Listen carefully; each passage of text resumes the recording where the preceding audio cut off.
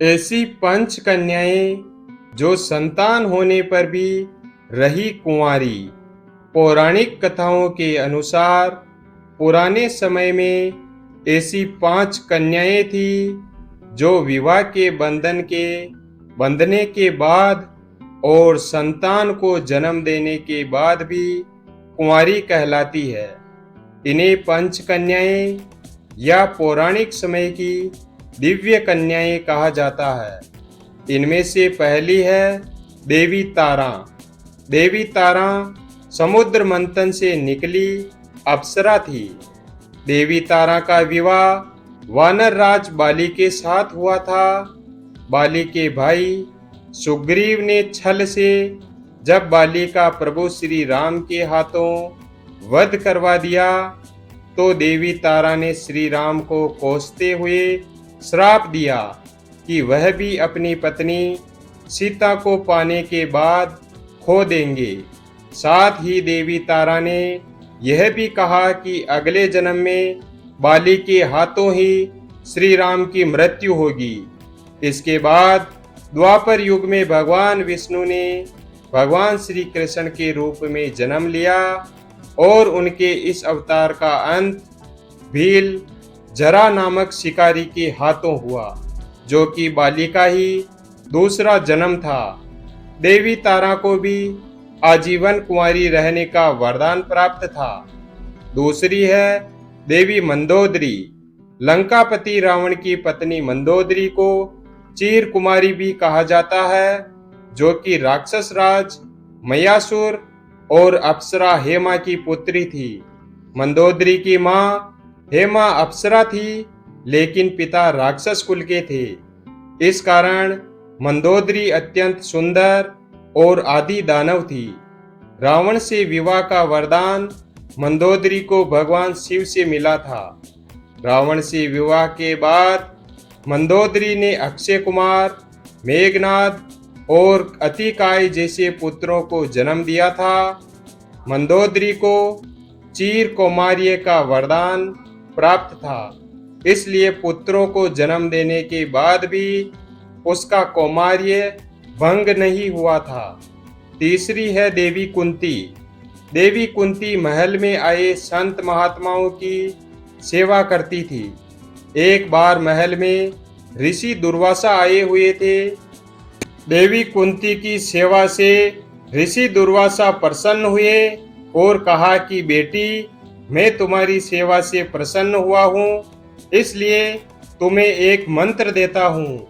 इस मंत्र से तुम जिस देवता का स्मरण करोगी वह तत्काल सामने प्रकट होकर तुम्हारी इच्छा पूरी करेंगे।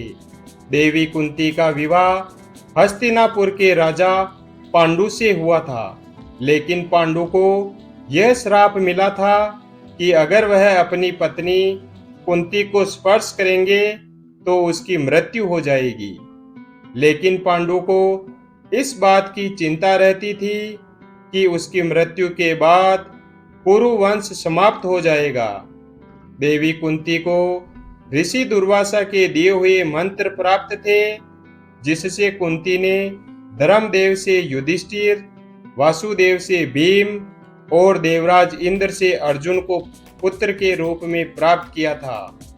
इस तरह देवताओं से संतान प्राप्ति के बाद भी कुंती का कौमार्य पवित्र माना गया था। चौथी है देवी अहिल्या। देवी अहिल्या सुंदर होने के साथ ही संस्कारी, सुशील और पतिव्रता नारी थी। अहिल्या का विवाह गौतम ऋषि के साथ हुआ था। शास्त्रों के अनुसार गौतम ऋषि एक बार स्नान करने के लिए प्रातःकाल आश्रम से बाहर गए थे।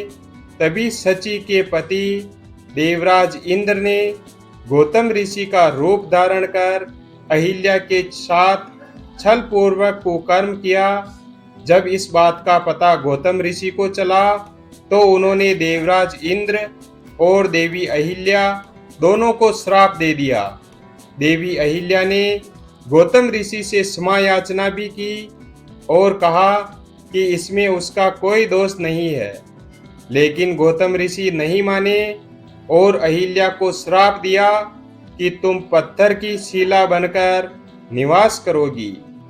त्रेता युग में जब भगवान श्री विष्णु राम अवतार लेंगे, तब उनके चरण स्पर्श से ही तुम्हारा उद्धार होगा।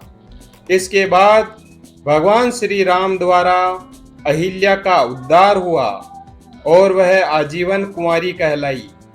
पांचवी है देवी द्रौपदी।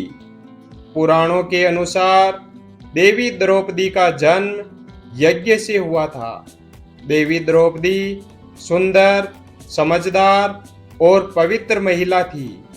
द्रौपदी 5 पांडवों की पत्नी और 5 पुत्रों की माता थी, लेकिन इसके बावजूद द्रौपदी सदा कुंवारी कहलाई।